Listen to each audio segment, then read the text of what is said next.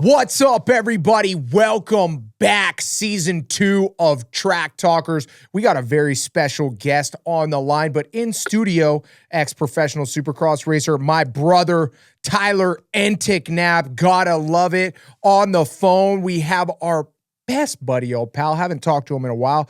Clint Lund, say what's up.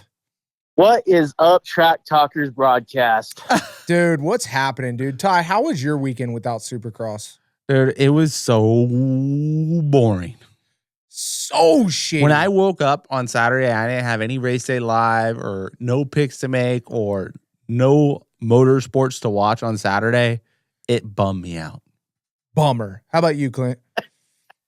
Dude, same thing. It was like, so I was blessed with being sick this weekend. And what is better? I was blessed with being sick. Yes, because my kids always hook me up with whatever's the newest, design going around. Yep. But what is better than sitting down on the couch with a warm blanket and just watching the motos go? That didn't even happen for me. It was junk. I hated it. It was the worst weekend ever. But Monday's here. Let's try it again. Hi. Monday is here, and you know what that means, boys? We are 1 week away from Birmingham, Alabama Supercross. We are. Okay, so let's get right into this. I want to just make sure everybody in Track Talkers is informed and good to go. So, round 10 next, Birmingham. We have a triple crown that is going to be East Coast. Okay? Next, after that, we have round 11, Seattle, which is going to be a West Coast. Next, round 12, Foxborough, East Coast. Round 13, Philadelphia, East-West showdown. Round 14, East Rutherford, East Coast round for 250s. Round 15, Pittsburgh, East Coast round. Round 16, Denver, that's going to be a West Coast round. And round 17, our finale is in Salt Lake City, Utah, and it's going to be an East-West showdown. Okay, now, one of the big things, Clint, is can Chase Sexton do this? Can Ken Roczen do this? Can they beat Cooper Webb right now? On the last episode, we talked about, there is 9 rounds left, but just for Chase Sexton to tie Cooper Webb, he has to win 5 in a row, which is more than he's won before ever in a Supercross season. With Cooper Webb getting second place. With Cooper Webb getting second. That's not Cooper Webb, getting a 5th. But most likely with the field the way it is, he's going to be second or third. But we did a little bit of digging and we got some past results. So last year, Birmingham, Alabama, Cooper Webb gets second, Ken Roczen gets third, Chase Sexton gets 4th. Notable, Justin Cooper gets a 5th.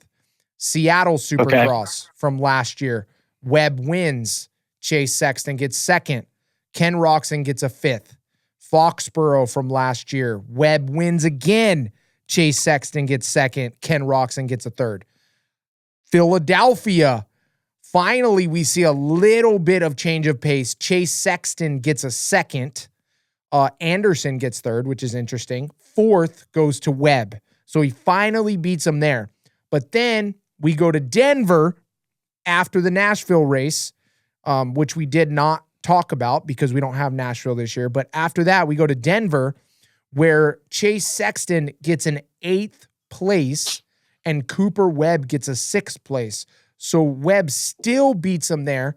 And then Salt Lake City, Chase Sexton finally comes away with a win. Cooper Webb gets 3rd. Justin Cooper gets a 2nd. I don't know. What do you guys think about that? That's not good. Was it I can't remember from last year. Was it Nashville? I think it was Nashville. That Chase Sexton had that big endo crash when he went across the start straight and he endoed into that corner. And then I feel like he was never the same after that. Yep. I mean, he wasn't. That 100%. He really wasn't. My eyes, he was like, fuck this, this bike needs a lot of work. Let me just get to outdoor after that.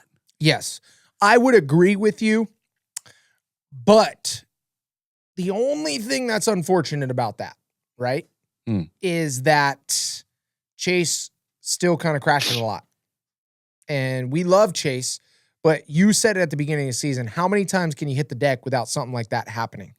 Yes. You know, and that's another reason that this is not good too. The back half of the season, he hit his head, and kind of, I think, little bit cashed in, even though he won Salt Lake City. But, you know, Salt Lake City's kind of a hard one because, you know, when championship really isn't on the line, it's kind of not really like a telltale of, you know, where these guys actually are results wise. Yep. But the big thing, I guess, is that, you know, really 80-90% of the time here, Webb comes out on top. Now, Kenny did do pretty good other than that Nashville crash last year. So Nashville is where Ken Roczen had that shock pop off or whatever happened to it. You know, it was the ring on the gas bottle. Yep. And so that big issue happened for Kenny. But Ken Roczen, you know, Birmingham, this round, he beat Chase, which the track was wet, but it wasn't a mutter, right? Then Ken Roczen got 5th in Seattle. Ken Roczen gets 3rd in Foxborough. And then, boom, he had the Nashville crash, and then we didn't get to see Kenny for the rest of the season. But Ken Roczen still in that hunt, and especially for where he was last year. Well, and then, Clint, I think you can agree with me on this, is like this timing of this week off, I think was like the perfect week off for Ken Roczen, even more so than Chase Sexton. Yeah. I think more than any riders, because correct me if I'm wrong, he was feeling under the weather after last weekend, right? When Jason Anderson held him up going down, like Kenny was sick. Yep. And then, so like, yeah, absolutely. He's the one that's going to benefit the most. And kind of to your point, Adam, you know what? I know history does repeat itself. It's actually proven 1,000 times over, and we know we can almost rely on it. But what I like so far about Cooper Webb is he is absolutely clicking with the bike. When you watch Cooper Webb ride, you're like, dude is dialed. He loves that bike. And I'm pretty sure he's going back to his mechanic saying, hey, just clean it. Don't change a thing. You know what I mean? Like, and then where I feel like Chase is just still hunting that invisible gremlin that just, I don't know if he's still blaming it on front tires or if it was his front. See, before it was the sag on the front forks, they went up to 8 millimeters. And that's like insane to me to have your forks that high up in your triple clamp. But he was just trying to find anything to get over that front end. You know, is he still chasing this invisible gremlin, or was this weekend off filled with him testing like freaking crazy? And now he's going to show up with it figured out. You know, that's kind of what the fans hope. Yeah, but here's the thing, dude. Wow, Clint, you made a lot of things that I want to touch on there. You know, it's just like, first thing I want to touch on though is like, you can never, one thing that I've learned about testing a motorcycle, and Ty, and I think Clint, you can attest to this as well, is you're either going one direction or another. Very rarely are you testing something that's just going to be an all-around better thing. You know, and if he did go back to the drawing board this week and test, you could be going in a direction that might not work at the racetrack. And I want to say, like, I think if he was testing, I think that's the exact wrong thing Chase needs. He should have took this weekend off and totally reset as like a person and not like went to the grindstone and worked even harder. Because we can all agree, bike setup or not, I don't think the bike is the issue this last 2 months for Chase Sexton. No. Bike it is not the issue. These incidences are too random for it to be a bike issue, and he is plenty fast enough. Yes, Cooper Webb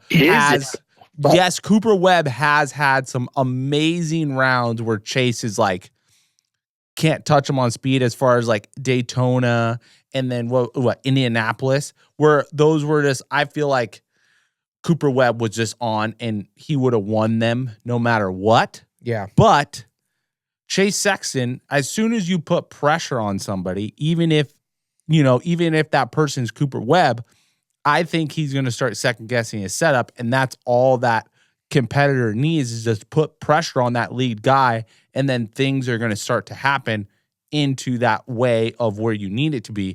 But Chase needs to stay there and stay in that spot and not take himself out of it. Yeah.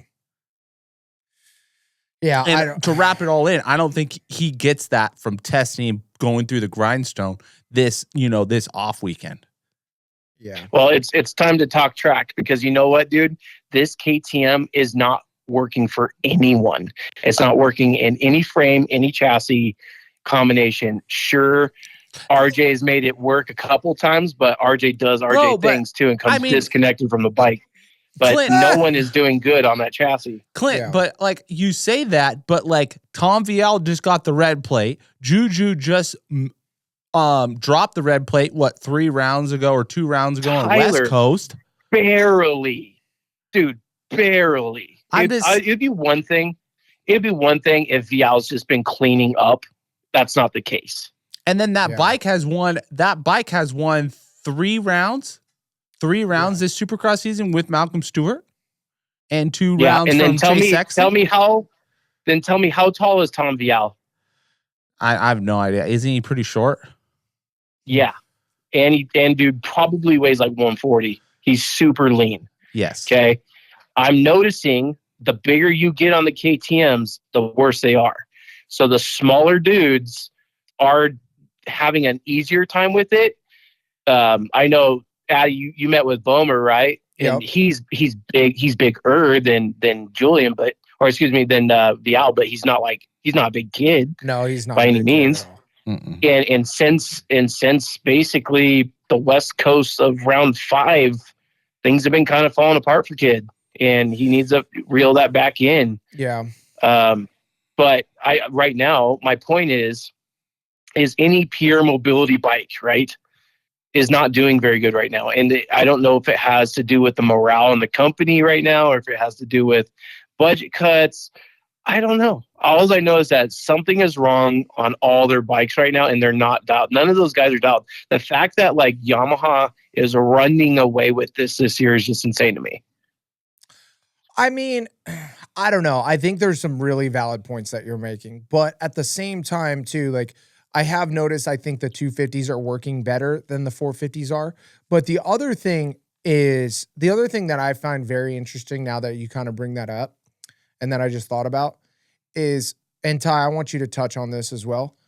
Chase makes his bike work completely different than everybody else. You know, it doesn't look like Malcolm's bike. Definitely doesn't look like AP's bike. Doesn't look like Juju's bike. Doesn't look like Vial's bike. Doesn't look like Borsch's bike. It's a Frankenstein bike. Chase's setup and the way he rides that's so far from what a KTM actually is. You know what? Sure. You know what Chase's bike looks like to me is, remember when Clint Stewart's bike, dude. No. You remember Kenny's Honda before his accident? Oh my God, that thing that looked like it was a hardtail, hardtail and front hard, like couldn't get that thing to compress. Yeah, well, and then like the back shock was like you couldn't get it to press, but the front was like super low and soft. Yep. Like it reminds me of that. Like what would be Ken Roxon's 2014, 2015 Honda? No, I think that's a 2018. No, it was later. 2018? Yeah, it was later. Yeah, it was like a 2018 Honda. 2018 Honda? Yeah. Yeah, somewhere around there. But that's what it reminds me of. Before Kenny went end over end and then was like, oh, I need to stiffen out my suspension just for safety reasons. Yeah. Okay, let's talk about this, though. Let's talk about this. Sorry to cut you off, Clint. Did you have a point there? I always cut people off. Yes, I did. I wanted you guys to illustrate for the people listening or watching right now how impossible it would be to ride Chase's bike on a normal track. I mean, specify normal, because there's no way anybody, even Chase, is riding that on other than a Supercross track going that fast. Okay, just take your normal C-class guy, B-class guy tops that is listening, watching right now, and you put him on some sort of an aggressive track. It could be a super crossy track for sure, something that you definitely need a lot of preload for, but still how impossible it'd be to ride that fucking bike. Dude, literally, it would look like a dude had a jackhammer on his front, and as soon as he hit a kicker, he would just deflect off the track, off the berm. I would bet that like if he tried to go down like a choppy straightaway, he would get the gnarliest speed wobbles on his front end. I can't even imagine what the dude would do. And speed wobbles. Hitting a kicker. Like, those little chatter bumps, like at Glen Helen. Peanut butter and toasted. Not even in it. But this is what I wanted to bring up is, okay, like, Webb wasn't that much better on the Yamaha when he got on it last year. And I think he thought, or was it 2 years ago? I can't remember now. It was 2 years ago, but because last year was 2 years ago. It was 2 years ago. So do you guys remember when SMX came around and Cooper Webb was like, I'm ready to race? And he gets off the KTM and he gets on the Yamaha and he's like, I'm ready to race. I'm ready to race. Gets on there. Doesn't really do shit. Has to kind of go back to the drawing board. So to me, like, is it really the KTM that is that difficult to get right and ride? Or is it how happy you are at a program? And is it the pressure that you're under on the KTM tent? Well, dude, but when you think about it, okay, that was a great point. But now he's on the Yamaha 2 years in, and now he's to the point where he's only changing clickers in the last 3 or 4 months. He has not changed his setup at all. Right. Yeah. And I guarantee you, from Chase's A1 bike to now, there's probably pages and pages of data of what he has changed from A1. And I guarantee you it's probably just a single page of data that Chase or that Cooper Webb has changed since A1 to now. And now you can see how that bike is paying off because he knows what that bike is going to do in every single circumstance. Yeah.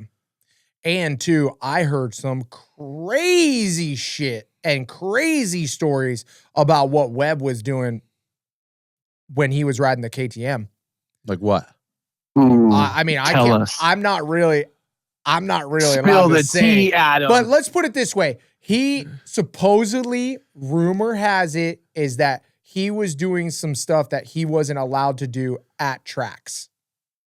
What does that mean? Trying things that he wasn't allowed to try. Oh, well, I think everybody knows that I heard a story that he straight bought a stock KTM 450 and then was trying to set him himself. That's what I mean. I don't know if those are true, so I can't say for a fact.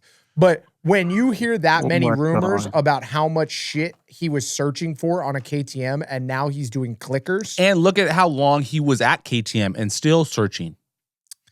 So that's a valid point as well. But I will say this. This is the best I've seen Chase's bike look. And it looks like Chase's bike, he should be able to get it done. We've talked about it before. Chase Clint, is in the zone enough to get the job done. Clint, this is our point. Yeah. This is our point. Bottom line. This is Addie's point. This is my point. Sorry. If you could tell Chase that he's not going to go down the entire weekend and all you have to deal with is fatigue, does he win or does he lose? Oh my God. Are you Dude, that's an idiotic question. If you told me that, I would win. Yeah, if you told me that. Okay, let's not even tell him. Let's not tell him and just if that's like Chase that's like taking the risk out of it. Yeah, I'd be like, hey, bro, if you hit this wood section that fourth gear wide open and you're not going to crash and you're not going to die, would you pin it? Would you pin it? Yes. Okay, if you didn't tell Chase, but he just could not crash, do you think he would win or do you think he would lose? Just take the crashes out of wadding up or out of the race. Okay. He wins a lot. Yes. What is your point? My point is it the bike or does he just not need to crash? It's Chase. I don't think it's a bike because if we went Clint talks shit on the KTM and says it's the bike. Listen, Listen, I mean, it's Chase. If you guys go and you watch when he makes these mistakes, they're not early in the race. Daytona. They're always mid. First They're 15 seconds. Okay. Or what about when he hit the gate before? What about two? He hit the gate before it even started. Yeah. All of his little mistakes he makes while racing. Yep. They're later. They're not so early. They're when he's already up front, doing good, doing well. And then he tucks up front, does something stupid. I mean, I'll help you out, Clint. More often than not, it's later in the race. So that's where you got me with this fatigue thing. Like, I would hate to think that Chase is not fit. No, but this is the thing, guys. What happens later in the race, regardless of your position? Pressure. Nope. Fatigue. Nope. Your bike goes away? I don't know. What? Tell us. We want to know. Your shot gets hot? No, you start relaxing and you start thinking thoughts in your head. Yep.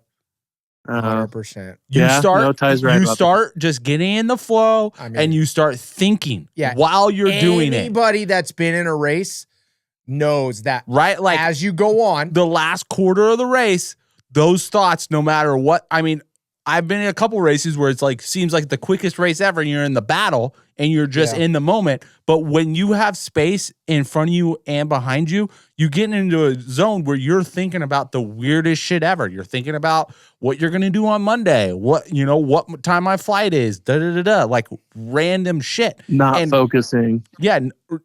Not focusing, and not focusing could be good or bad, but you got to know yourself and know how you are going to react and know what you need to do. Yeah. Like I learned,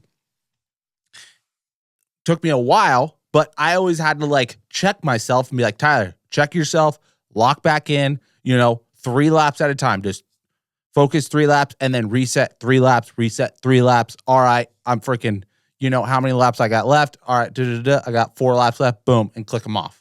Dude, but you have to structure. I knew I had you on the show for. You have to you have to learn yourself and structure your brain on the way you want it to think, to know yourself. But you have to do that. No one else is going to do that because even Chase, even if you went to a mentalist, like a mental coach, a mentalist, hell yeah. I mean, psychiatrist, or whatever. Yep. He's the only one who knows what those thoughts are. Period. Dude, and I'm telling you right now, it's got to be the deep ones. The real ones that you don't even want to tell nobody. It doesn't even have to be real ones. It's just you have to be honest with yourself on what those thoughts are doing to you and what they've done to you in the past, and you have to correct them accordingly. Yep. Ty, how many hours can you get out of a dirt trick sprocket? Fucking 20,000 hours, dude. No, you could get 300 to 500. Clint, tell him, dude. You really don't know. See, this is the thing, guys. We keep hearing different stories. Hold on one second. We have one girl. Clint, tell him about the guy who came on the adventure bike, who's literally had the sprocket on and then he came, but he kept the sprocket on and was still going. How long did that guy have that sprocket on for? It was a dude on an adventure bike, and he was touring the United States. And he came by. He literally came by, and he was like, we thought like, oh my god, dude, like, how long have you had the sprocket on there? He forgot. He's like, well, this bike has 60,000. This bike has 60,000 miles on it, and I had it on another bike before that. We're like, what the hell? Are you serious? It has 60,000, and he had it on another bike. That's what I'm saying, bro. You don't know. We keep hearing these different stories, and it just every time it blows our mind. And you know what? Like, I'm still waiting. I'm going to call him out right now, Chris Kiefer. I'm still waiting. You said you'd get 300 hours on a sprocket in like a week. I want that report. Straight. Hey, you haven't gotten the report because he don't have enough hours on the Dirt Tricks sprocket. Go to dirttricks.com right now. Order your sprockets front, rear. Get them dialed in. Use code TRACKTALKERS25 to get hooked up. And that 25% off is literally only a track talker saying there is no discount through Rocky Mountain, through any other website, through any other of our affiliates that will even come close to 25%. So literally, if you guys are listening right now, that is the code of all codes. Okay, well, let's get back to this 450 class. So, championship predictions, boys. What? I mean, I'm a coupe. Who's gonna I'm a coupe get lover, but it's like it's hard to deny. It's really hard to deny that like Coupe is just riding solid right now. He's riding championship solid. He's not the fastest. He's just the fastest right now. Dude, he's the fastest one out there and the most consistent. Though, dude. Bro, that's the problem. Hold on, Andy, he put down the fastest lap time. I know. Talking about how good Coupe is. I thought about this a couple days ago. I want to know the odds of Cooper Webb winning the championship back in December, because you know how you can bet on Supercross now? Like, what are those odds? Like, if someone put $100 down on Cooper Webb to win the championship? Oh, they're so pumped right now. They're so pumped. So pumped. Either way, let's hear it, Ty. Come on, dude. Dude, there's no way that Cooper Webb is throwing this thing away. So you're saying there's a 0% chance for Kenny and Chase? Yes. All right. Dude, the way Cooper Webb looked at Indianapolis, you are going to have to rip this championship out of that guy's cold, dark, winning hands. Dude, it's so true, dude. It's trying to just imagine that you're trying to take away that championship from Cooper Webb's hands. Yeah, this you know the amount that you're gonna have to do. Like the only trick in Chase Sexton's book right now is to whole shot and win every single race you can. No, I don't think so. I don't. I really think, I know this sounds gnarly, but if you want to win this championship, like, this is so jacked up. But, like, dude, you're going to have to take Webb out over the turn. Bro, there's no way. Chase won't do it. No, Cooper Webb's too smart to let that happen. Yeah, and I don't think Chase would even do it. Bro, if Chase would even attempt to do it, Cooper Webb would already turn down and chopped his front wheel on the exit. Yeah, I mean, let's put it this way. If you want to beat Coop, you are going to have to box him. Box him. No, you're just going to have to straight up just whoop his ass with some gnarly speed. No, you're going to have to whoop him and put him over the berm. Because Cooper Webb, double tap him. Because Cooper Webb is, like, I've watched a lot of Cooper Webb highlights in the last couple weeks, bro. He is so lethal. If he sees you in the first couple corners, dude, he'll stuff you no matter what. Oh, yeah. He'll make you his little bitch. Exactly. Okay, Clint, what's your take? Who's the champ? Okay, we're going to look at some stats here, boys. I'm on nextbets.com. Okay, we're looking at some numbers. Now, keep you in mind, NextBets has the world's best sports analysts that go through these. They look at algorithms. They look at hard data. They don't want to lose money. They don't want to lose money. Period. So let me just real quick, going into Indianapolis, okay, they have Coop at a plus 131, which is interesting. So that means, yes, you could make money on Coop this weekend, but he still has the lowest odds. Or highest odds, excuse me. Highest odds. So he's the best one coming in that they're going to say he's the best one coming in. He's favorited. Chase they have for second, Roxon for third. Okay, so we're just going to scrub that up real quick. Now let me go to their futures picks for championship. They have a negative 122 for Cooper Webb. Okay, really? You lose money. Yes, if you bet for Coop, that's how that works. The spread is Chase Sexton plus 254. That is huge. So basically, they're saying. So how do you make money off Coop? You If the only way to make money off a Coop is if you bet on Coop to win the championship in January, and that locks in your odds. Then when you bet. So 100%. so if you put a G on Coop, it wouldn't even matter. No, you would come back. Nope. You would win 750 back. That's ridiculous. Okay. Or keep going. Keep going. Okay, let's go. But you lose money. Yep. Yeah. So this is what I'm saying, guys. If the sports analysts have it this dialed to Coop at a minus 122, I think that's a pretty good sign that dude has the set this year. He's got it set. He just needs to stay healthy, stay on the bike, don't do anything stupid. And I bet you everyone in his corner right now is just telling him, like, hey, go out and just race. Wherever you drop that gate, try to push up front, keep your lanes clean, but do not try anything stupid. It's but I think he on that point. What I'm just envisioning at the Star Track, they're like, Coop, you're on freaking, you're on Supercross 1 today. All the 250 guys, you guys are on Supercross Track 4. Stay the fuck away from Cooper Webb. We don't need you crashing, ripping a tear off, nothing in front of Cooper Webb. No, it's like this. It's like Coop, Max Anstey, Deegan, you guys on track 1. All you other motherfuckers on track 5. Everybody with red plates gets to ride the prep Max track. don't got the red plate anymore, bro. Whatever. In the championship contention, you guys get to ride red plate track. Everybody else, you guys are in wish you had the championship track. That's messed up. And totally false, by the way. Yes. I mean, there's got to be something, though.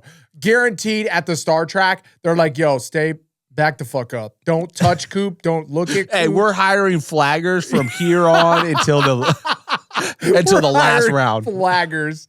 Oh, dude. You know what, though? This is what I'm going to say. So, obviously, both of you guys pick Cooper Webb. Okay, but this is what I'm going to say. Who would have thought Chase Sexton would have won the championship he won against Eli? I mean, none of us. None of us. Yeah, not me. Because the reason that is because you just don't know.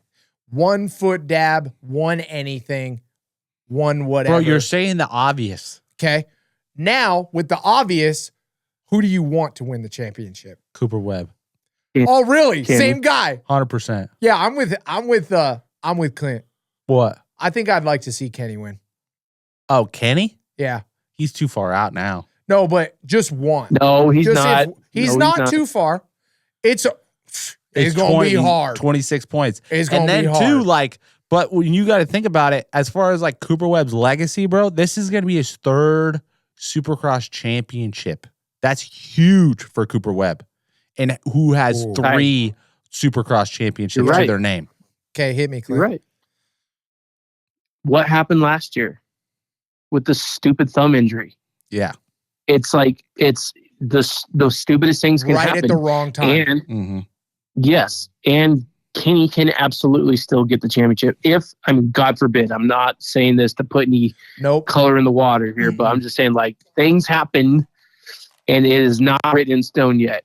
We're on the back 9. We have a lot of racing still left. Yep. Speaking of a lot of racing, if you guys need any parts and you're in the Bakersfield area and you're racing down in the Baco area, make sure you guys check out Stan Benson Racing. Go by there, get some ETS fuel, get some Pirelli tires, and they're at the track, so they will hook you up. Now, one thing I do want to talk about, now that we have a lot of racing left and all the crap going on, right? So we have Jet Reynolds, big crash for the Muck-Off Team Yamaha. Surgery this morning at 6 a.m. And, he's going to be out for the rest of the season. Bummer deal. He's been doing really good. So it's just a broken leg, though? Just a broken leg. They said he should be back for May for outdoor. And then I guess other big news for second half of the year that we got to touch on is Christian Craig's first race back. Birmingham this weekend. Nice. And then more info. Jalek Swoll signs an extension. All the way to 2026. And hasn't even ridden this year. So that's a good sign for him. Crazy. Good sign for Triumph. Good sign for everybody. I think Jalek's got a bright future.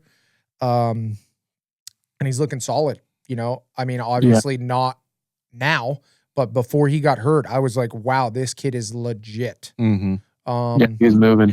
Yeah, so I guess let's talk about a little bit, where does Christian Craig end up? Bro. Phoenix Honda. No, not. Damn.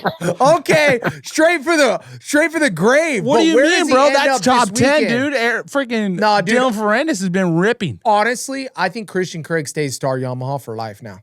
I think he ends up playing some role over there, and he races less and less every year, which is, I think, a totally cool thing for Christian. Yeah. But where does he end up results-wise this weekend? Yeah, no, he's going to be a wild card guy. Anywhere from like 15th to 22nd. Nope. Ooh. Nope.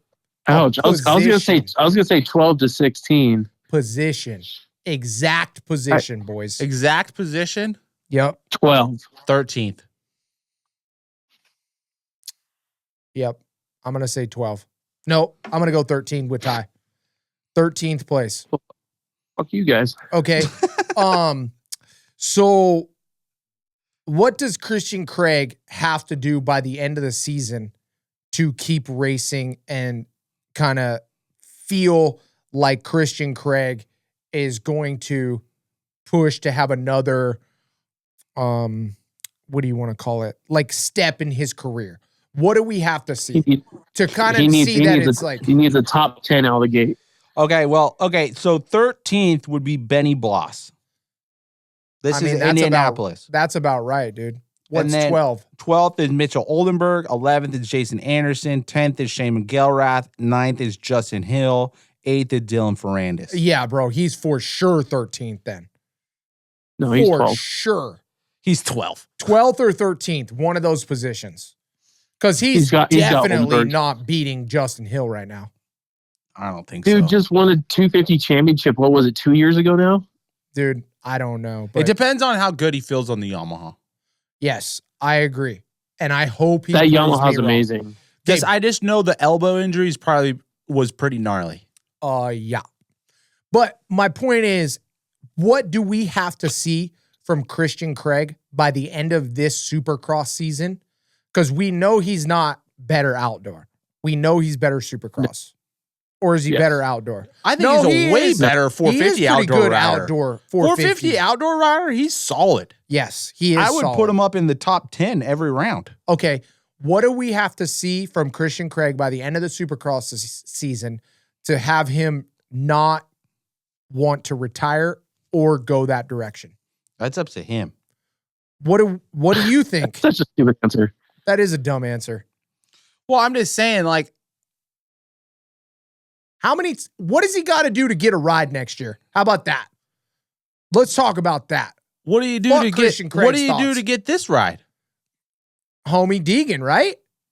I mean, kind of, right? A little, I would say for sure. And he's good on the Yamaha. It just right now part of the program. Right now, it seems like he doesn't want to be a full-time racer. With the position he took with Hayden, that's harsh. It doesn't look like he wanted to be a full-time racer. Yeah. I'm sorry, but that's what it looks like. Or is that with the injury? I think a little bit of both. Yeah. But if he wanted to be a full-time racer, then he wouldn't have took the position with Hayden and been like, you know, I can't do this because I'm trying to focus on getting better. Yeah. I mean, you know, when we all get hurt, we do lessons pretty much as the go-to. I know. Yep. That's where my brain went, is that he took that as an opportunity because he was hurt. Yeah.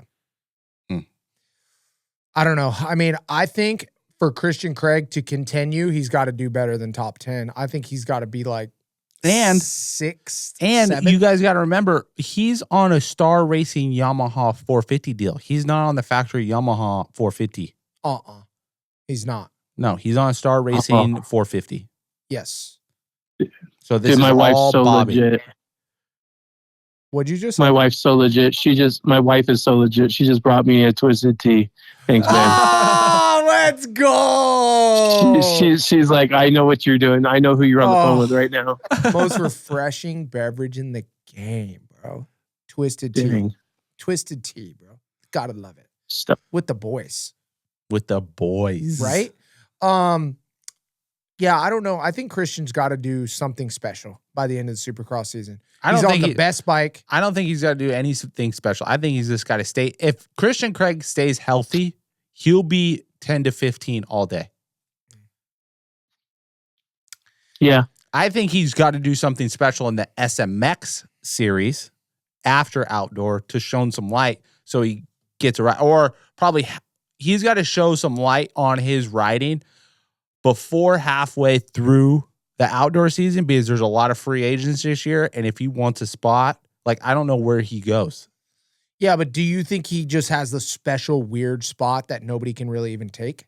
Like the spot he's on right now? That's what I mean. Do you think that spot's even available? Well, even if, like, say no, he goes. No, I think it's a made-up spot. Yeah, I think it is too. That's what I'm saying. So that's up to Bobby, right? If he wants to, and knowing Bobby, you know, like he's gonna have to show value to the team. Yes, at some capacity, he has to see enough value to keep Christian Craig. He's gonna have to see results if he wants to keep on funding that bike, and he's gonna have to see results within the team that he's contributing to, and on the bike. Yep. So whatever that is what it is.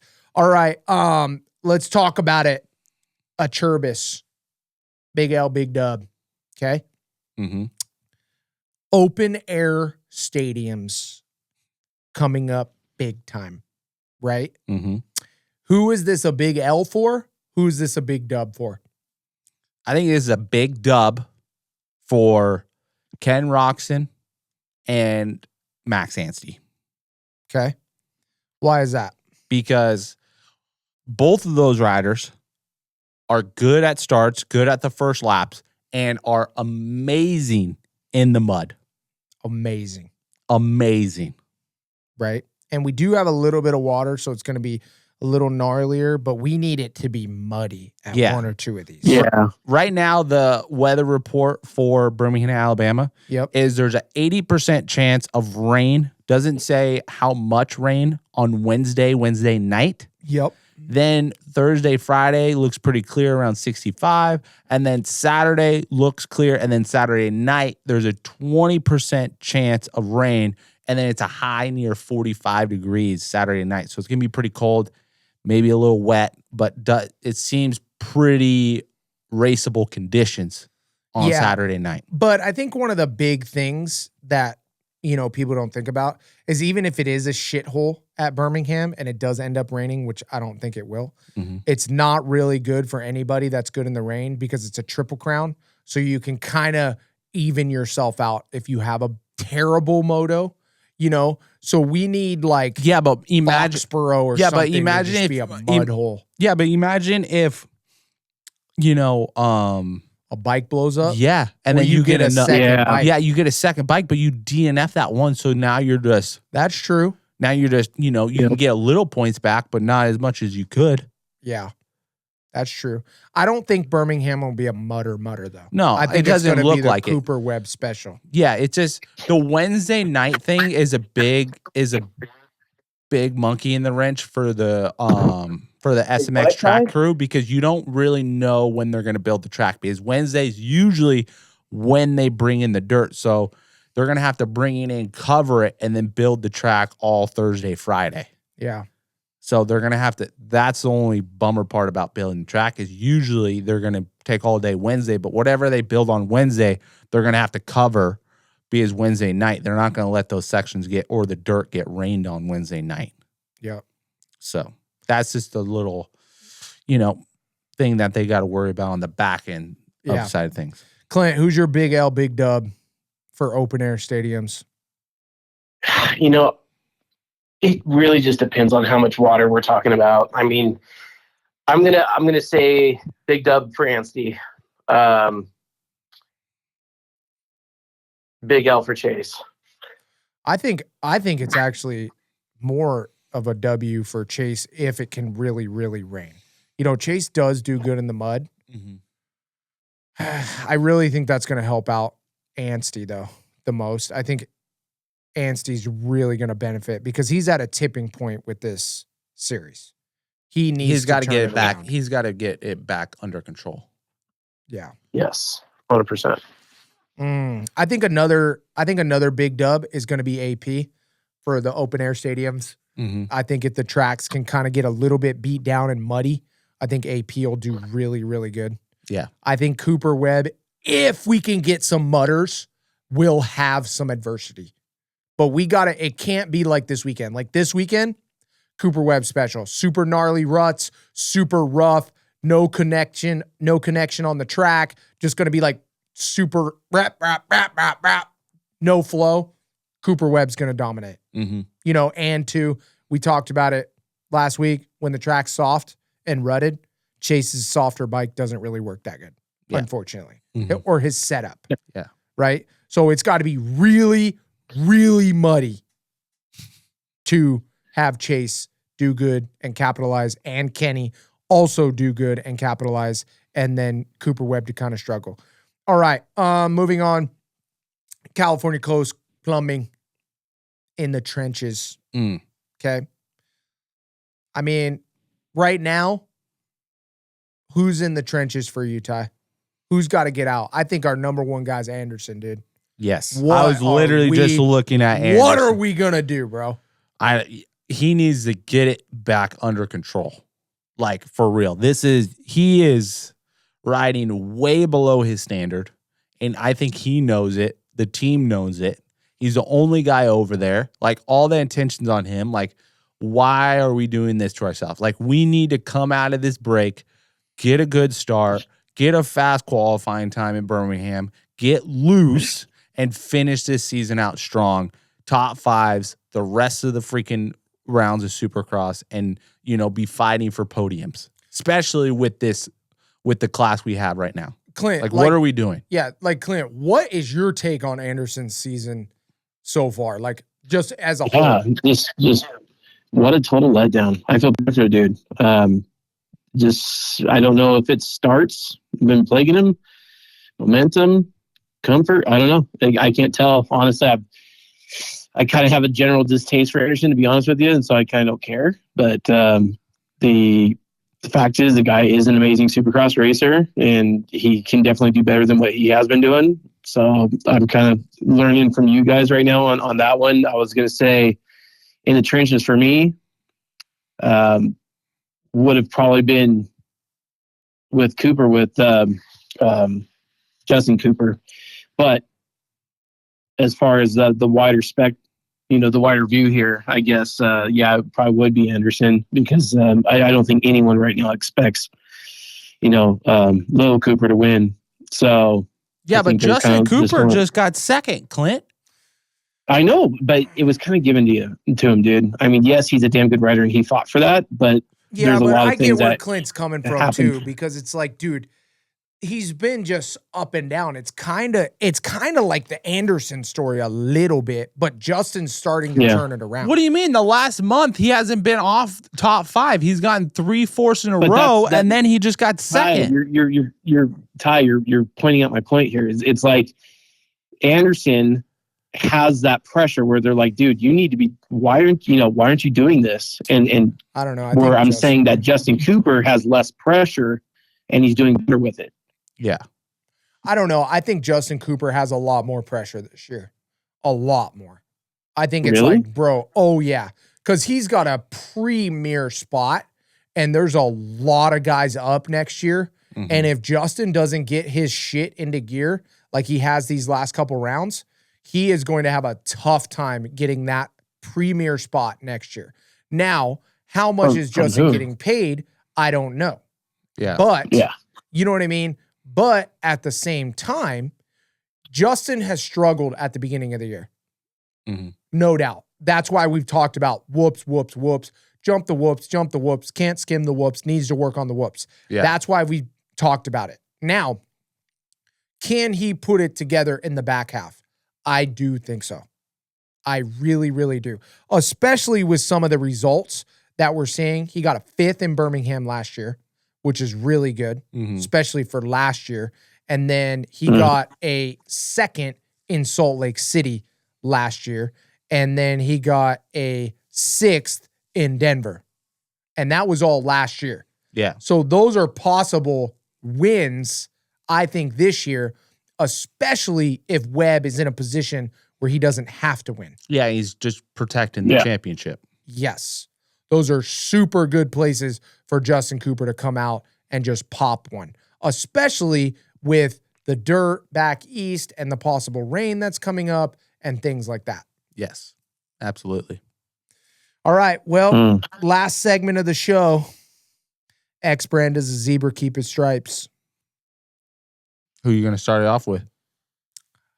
I mean, dude, I think we hammered home Chase, right? Yeah. I mean, I think the big thing that we haven't talked about yet is Hayden Deegan. He full on flipped the switch, right? Mm-hmm. Full flip the switch he needed to by coming back and kind of, changing up his program, and now he's like really doing good. We're seeing that aggressive Deegan. Do we see that the rest of the season? Do you think that's something that's absolutely sticking, and now it's just on? Look out outdoors, look out SMX, better right home. Look out Hayden Deegan with the chest pro, bro. It's the real deal. That's it. Yeah. Okay, how about this? How about Vial? No, my zebra keeps his stripes. I think we're going to really know Vial's stripes right now in the next, I would say, next round. This next round is the East round, and then he'll have a weekend off, and then the following round. But this next round is going to really tell the tale and kind of be the teeter-totter spot, I think, is right now, and we're going to know which way that teeter-totter is going after this next round in Birmingham, Alabama. Okay. If Max can wrap it back in and get the points lead, or is Tom Vial going to extend his points lead, even however small it will be. But this Alabama round, this one, is going to be huge in this 250 East Coast Championship. Okay, well, let's bring up some facts, boys. Listen up. Birmingham, Alabama 250 class last year. Tom Vial first, Hammaker third, Anstey 21st. Yeah. But I think Anstey's bike blew up while he was winning. Yes. Okay.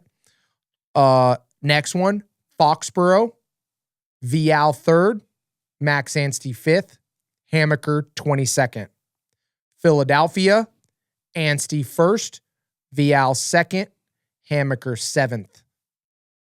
So these boys, Vial obviously is very good at these ending rounds. Mm-hmm. And Max is no joke either. Yeah. But do I think that Vial is going to keep his stripes that we've seen? Yep. I think so too. It's going to be pretty gnarly for Max. He's got to be on his A game. Yes. This is going to be really tough. Now, I think this is going to be the championship to watch. Like, in my eyes, how this championship is won is by, in Salt Lake City, East-West shootout. It's going to be the East Coast boys fighting for this championship. All three of them. Yeah. It's going to be tight. Yeah, I think you're right. I think this championship is decided by the showdowns, by who can perform in the showdowns. Yes. I think from now on, they're going to be cat and mouse every weekend, 1, 2, 3, all the time. And this is going to be decided on who can figure out how to make these showdowns work for them. Yeah. Which, unfortunately, Vial is a really good starter, and he's starting to show those stripes again. Yes, but I think this was, going back on this weekend off, I think this was a good weekend off too for Max Anstey to get reset and kind of bring that first round energy he had in the beginning of the East Coast season and bring that back. Yes. And kind of get whatever dings he had, get healed up, get back to 100%, and then come into this last little half of this East Coast championship swinging. Yeah, and two, I will say this. Max Anstey is by far, in my eyes, the more consistent speed. Vial, real up and down this season. Well, and we know that, so what we know is, small whooping jumpers, Max and Vial are going to be pretty close to speed. Yes. But if the whoops are gnarly, we definitely have to give the advantage to Max Anstey. Max Anstey to the advantage. Max Anstey faster. Just got to get the start and put it all together. No, hey, let's put it this way, bro. Talk shit the way you want to talk shit. If the whoops are big, Vial's 5th. Period. I'm sorry, he hasn't proven that to me yet. If the whoops are big, Vial's still 5th. But the unfortunate part is that these last half, it's not looking good for the whoops to stay together. That's the issue. That's what we're pretty much talking about, right? Like, I was just comparing Max and Vial if the whoops are big or the whoops are small. I wasn't putting the whole field into it because I wouldn't even put Seth Hammaker as a good whoop rider either compared to Max. No, he's not even close. Yeah. Not even close. The only thing that Hammaker has is Mitch has so much data in the whoops that Hammaker can practically go into those bitches and pin it and make it through because the bike is so good in the whoops. But I mean, Seth also, like, he's been doing phenomenal this year, but he hasn't proved to me on those scary moments if he can wrap it back in and still make it through a main event with close calls. I mean, he did almost eat shit in Indy. And I know, but that's why barely. But that's what I'm saying is like, that's a little telltale sign. I'm glad he wrapped it back in and finished the main event. But like, if he can control those and know when those moments arise and come about, like, are you going to be able to handle it every single time? Yeah. And here's the issue. Let's talk about the issue. Tell me the issue, Adam. Birmingham. Yeah, let's hear this issue. Yeah. Birmingham, we could have a possibility of big whoops, right? Yes. They could build them. And hold up. Yes, and hold up. The next round, Foxborough, 0% chance it's holding up. Philadelphia. Foxborough? Yeah. The whoops holding up in Foxborough? 100%. They have that weird clay, like super clay, like gray. Am I thinking of East Rutherford? Yeah, East Rutherford is going to be the breakdown because they have like a darker dirt. So Foxborough, we have another possibility. But East Rutherford, no. Pittsburgh, no. SLC, possible. For sure. And then, but I'd say for sure on SLC. And then looking at the track map for Alabama is the whoops are right out of a corner. So that usually means jumpers. But you know what I'm smiling about? What? If it does come down to SLC, Max is going to win that bitch. Oh, really? Don't you think so? Dude, with Vial, the way he rides, he's definitely going to be better when it's tacky and ruddy. Salt Lake City is like the wrong thing for Tom Vial. Wrong thing. Tell me I'm wrong. Yeah, I mean, it's definitely not if a strong it comes suit. down to SLC and it's tied in points, who you putting your money on? I mean, I want Max to win. Who you putting your money on? If you had $1 million, Hayden Deegan. If you had $1 million and it was Max or Tom, who you putting your money on? Clint and Ty. Max. Okay. Max. Thank you. All right. Yeah, that's the show. We appreciate you guys watching. Thank you guys so much. Make sure you like, subscribe, tell your friends. Without you guys, we do not have a show. Thank you so much for watching. Thanks so much for shouting me out at the races. That's been really awesome. Telling me that you guys are watching the show. Yeah, boys. Anything else? No, you guys good? Good? Clint, you dialed? Round 10.